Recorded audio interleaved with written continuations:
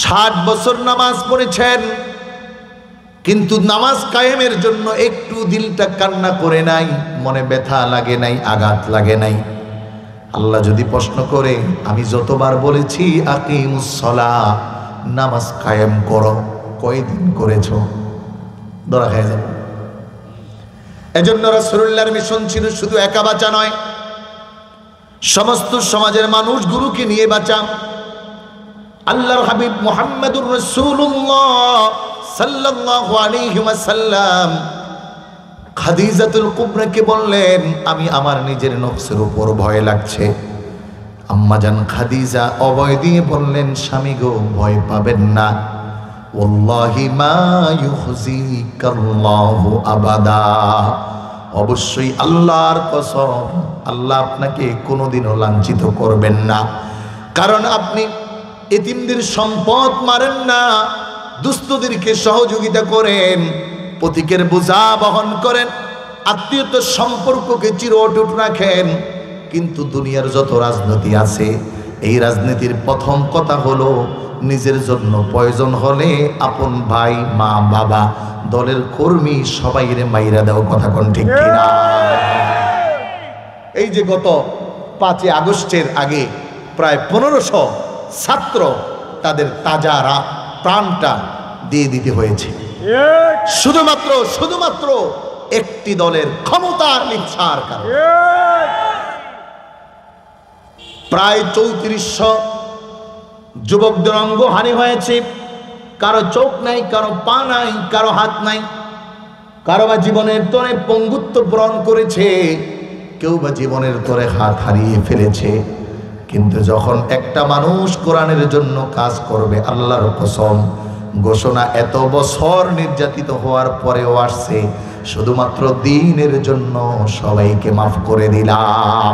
এটা হলো কোরআনের দাওয়াত, এটা হলো কোরআনের মিশন, আর এটাই হলো ইকামতে দ্বীন। কথা বলো ঠিক কিনা? যারা সব ভুলে আলেমদেরকে জেলবদ্ধ করেছে, জেল থেকে বের হয়ে মাফ করে দিচ্ছে, ডাকছে আসো কোরআনের দিকে। কিন্তু মনে রাখতে হবে, রাসূলুল্লাহ বারবার ডেকেছেন আসো কোরআনের দিকে, এরপরেও যারা আসে নাই ওদেরকে ছাড় দেওয়ার কোনো সুযোগ নাই। কথা বলো ঠিক কিনা? জালেমের জুলমাত যখন, অত্যাচারের অত্যাচার যখন আকাশচুম্বী হয়ে যায়, আল্লাহর পক্ষ থেকে গজব চলে আসে, পৃথিবীর কোনো শক্তি, পৃথিবীর কোনো ক্ষমতা আর পৃথিবীর কোনো দাদারা তাকে বাঁচানোর সুযোগ থাকে না। মনে রাখবেন, আল্লাহর পক্ষ থেকে যখন ফয়সালা হয়ে যায়। এজন্য প্রিয় ভাইরা আমার, রাসূলুল্লাহ দাওয়াত শুরু করলেন, প্রাথমিকভাবে দাওয়াত দিচ্ছেন না। আল্লাহ রাব্বুল আলামিন ঘোষণা করলেন না গোপনে দাওয়াত হচ্ছে। একটা পরিবার ইসলাম কবুল করেছে, ওই পরিবারের সকলকে আঘাত করে মারা হচ্ছে। রাসূলের কাছে খবর আসলো, বিশ্বনবী সাল্লাল্লাহু আলাইহি ওয়াসাল্লাম আম্মার ইবনে ইয়াসিরের পরিবারকে যেখানে মারা হচ্ছিল পাশ দিয়ে যাচ্ছেন, আর নবী বলছেন, ও ইয়া আহলে আম্মার, ও আম্মারের পরিবার, ইসবির, ধৈর্য ধরো, আল্লাহর জান্নাত তোমাদের জন্য অপেক্ষমান। সুবহানাল্লাহ। আমার প্রিয় ভাইরা, আমার বন্ধুরা, রাসূলুল্লাহ সাল্লাল্লাহু আলাইহি ওয়াসাল্লাম অনুমতি পাইলেন সূরা শুআরা। কিছুদিন যাওয়ার পরে আল্লাহ নাযিল করলেন, ওয়ানদির আশীরাতাকাল আকরাবিন, ও নবী, আপনি আপনার কাছের মানুষদেরকে দাওয়াত দেন। আমার তেলাওয়াত কিন্তু সূরার তাফসীরে ভালো করে খেয়াল করুন। আল্লাহ রাসূলের কাছে আদেশ আসলো কাছের মানুষদেরকে দাওয়াত দেওয়ার জন্য। এজন্য ইসলাম হলো দাওয়াতের একটা ধর্ম। যেই মানুষটা দ্বীনের জন্য দাওয়াত দেয়, আল্লাহ বলেন তার জবানের শব্দের চেয়ে দামি শব্দ আমার কাছে আরেকটাও নাই। আল্লাহু আকবার। ওয়ামান আহসানু কাওলাম মিম্মান দাআ ইলা আল্লাহ। এখন আমরা দাওয়াত দেই, আমলিকে যোগ দেন, বিএনপিতে যোগ দেন, এরশাদের দলে যোগ দেন, হ্যাঁ, এনজিওর দলে যোগ দেন। দ্বীনের দাওয়াত দেওয়ার লোকের বড় অভাব। কথা বলেন।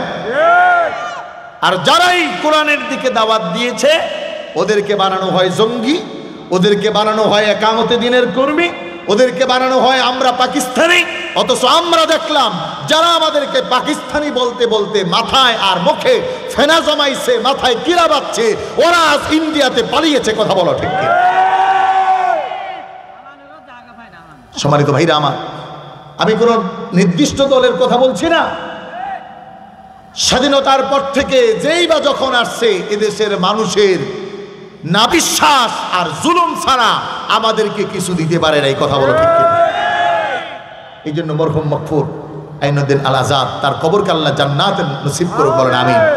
তিনি বলতেন, একে একে শেষ করেছি সবার দেখা হইল শেষ, দেখতে দেখতে গোল্লায় গেল আমার সোনার বাংলাদেশ। আগামীতে এদেশের ইসলামপন্থী দলগুলো যদি একটি ডাক আহ্বান করে, আমরা সারা দিতে রাজি আছি? কারা কারা রাজি আছে একটু হাত আল্লাহকে দেখান। নারে তাকবীর, হাত নামান। খুব ভালো করে বুঝবেন, ইসলামের আলোয় আলোকিত করার জন্য যে আমাদের সামনে দাঁড়াবে, আমরা তার পক্ষে আছি।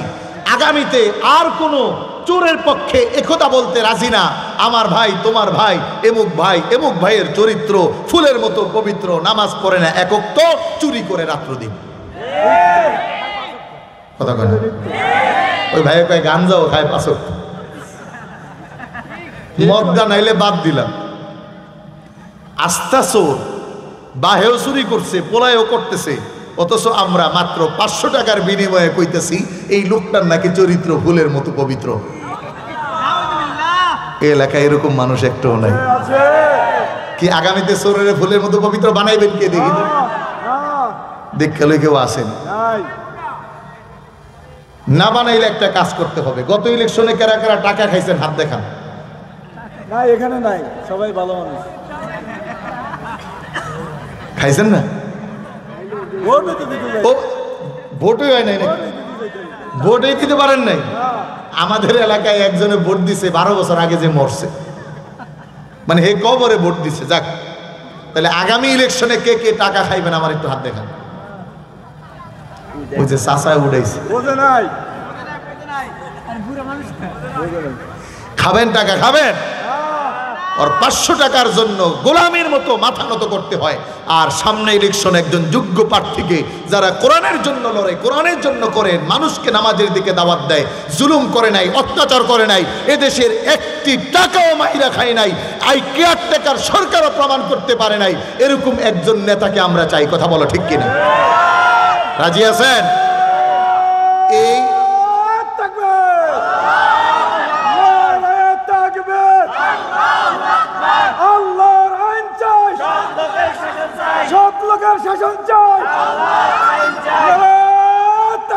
আমার ভাইরা, এরকম করতে হলে উনিও টাকা দিবেন না আর আপনারও খাবেন না। টাকা না খাইলে চেয়ারম্যানের লোকে ঝাড়ি দিয়া কথা কইতে পারবেন,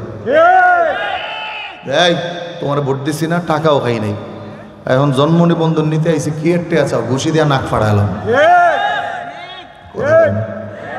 এখন এটা করতে হইলে খাওয়া যাবে না। বুঝা গেছে কথা? আমার প্রিয় ভাইরা, আমার বন্ধুরা, ভালো করে বুঝুন। রাসূলুল্লাহর কাছে দাওয়াতের আদেশ শুনে আসছে নবীজি, এবার দাওয়াত শুরু করবেন। খুব শান্ত পরিবেশ, খুব ভালো বুঝেন। রাসূলুল্লাহ সাল্লাল্লাহু আলাইহি ওয়াসাল্লাম সাফা পাহাড়ে উঠলেন। এবার পাহাড়ে উঠে রাসূলুল্লাহ ডাক দিলেন, ইয়া সাব্বাহা, ও মক্কার মানুষ, তোমরা আমার কথা শোনো। ওই সময় এই শব্দ যদি কেউ বলতো, মানুষগুলো মনে করতো লোকটা বড় বিপদে পড়েছে।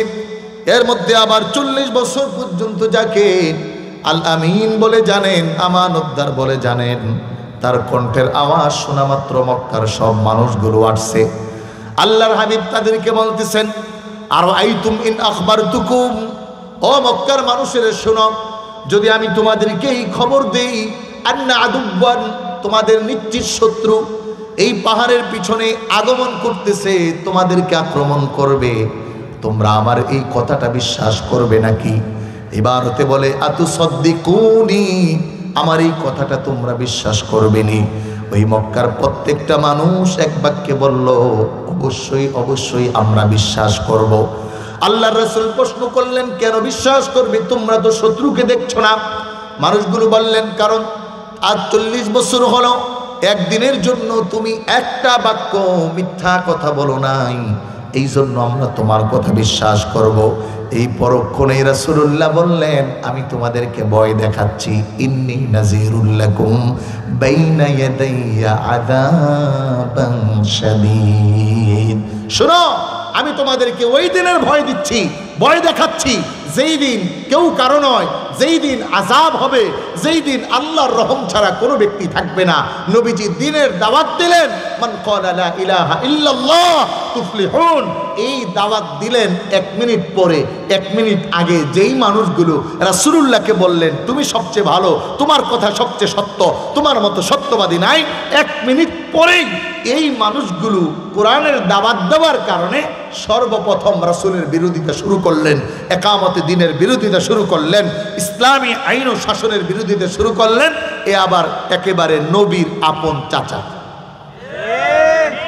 এখান থেকে একটি শিক্ষা আসে, একামতে দ্বীনের কাজ করতে গেলে একেবারে কাছের মানুষ, একেবারে কাছের বন্ধু, সে সবার আগে শত্রুতে পরিণত হবে। এদেশে ইমাম সাহেব ততক্ষণ ভালো যতক্ষণ ব্যক্তির চুরির কথা না বলে, যতক্ষণ ঘুষের ওয়াজ না করে, যতক্ষণ সুদের ওয়াজ না করে। কথা বলা ঠিক কিনা? আর যখনই সুদের ওয়াজ করে, হুজুরে ভালো না, এটা তো রাসূলুল্লাহর ফরমান।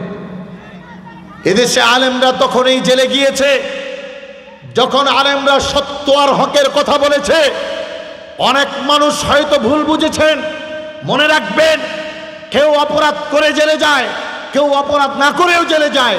হযরতে ইউসুফ আলাইহিস সালাতু ওয়াস সালাম কোনো অপরাধ ছাড়াই জেলে গেছেন। এই জন্য কারণ হলো পরবর্তীতে দেশের রাষ্ট্রনায়ক হবেন। এদেশের আলেমরা জেলে গিয়েছে এই জন্য পরবর্তীতে এই দেশটা ইসলামের ছায়াতলে আসবে। কথা বলো। আমাদের কোরআনের পাখিকে জেলে রাখতে রাখতে শেষ পর্যন্ত মারলেন। মনে করেছে কোরআনের এই আওয়াজ আর কণ্ঠ চিরতরে নিভে যাবে। এক কোরআনের কণ্ঠ বন্ধ হয়েছে, হাজার কণ্ঠে কোরআন উচ্চারিত হয়েছে, হাজার কণ্ঠে একামতে দ্বীনের উচ্চারিত হয়েছে, হাজার কণ্ঠে জালিমের বিরোধিতা হয়েছে। আগামী তো বাংলায় কোনো জালিমের পক্ষে হক্কানি আলেমরা থাকবে না। কথা বলো ঠিক কিনা? সম্মানিত ভাইরা আমার, রাসূলুল্লাহ তাদের সাথে আপদ করলেন না। আপন চাচা খুব ভালো বোঝেন, তবে যারা বিরোধিতা করে তাদের কি অবস্থা একটু শুনে যান। চাচা বিরোধিতা করে বললেন, ও মুহাম্মদ, তুমি ধ্বংস হও। তাব্বাল্লাকা ইয়া মুহাম্মদ আলিহাযা জামাআতানা। ও মুহাম্মদ, এই কথা বলার জন্য বুঝি আমাদেরকে ডাকছো? মুহাম্মদ, তোমার হাত ধ্বংস হোক।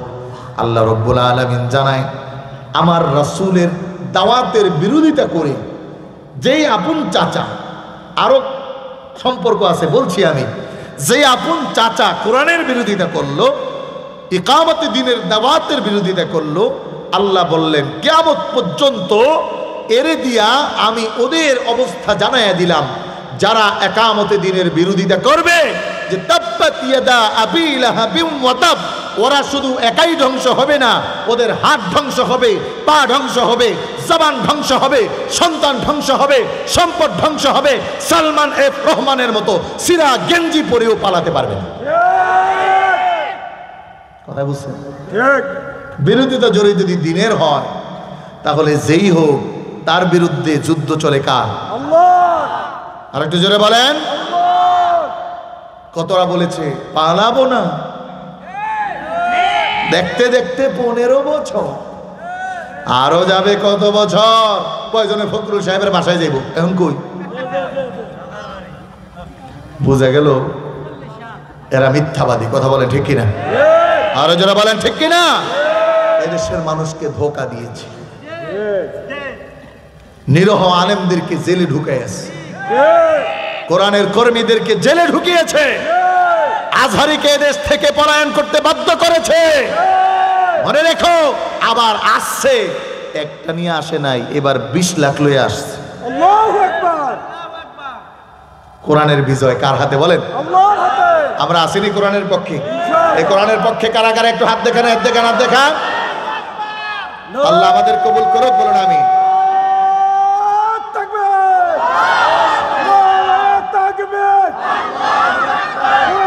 আছে কেউ নেই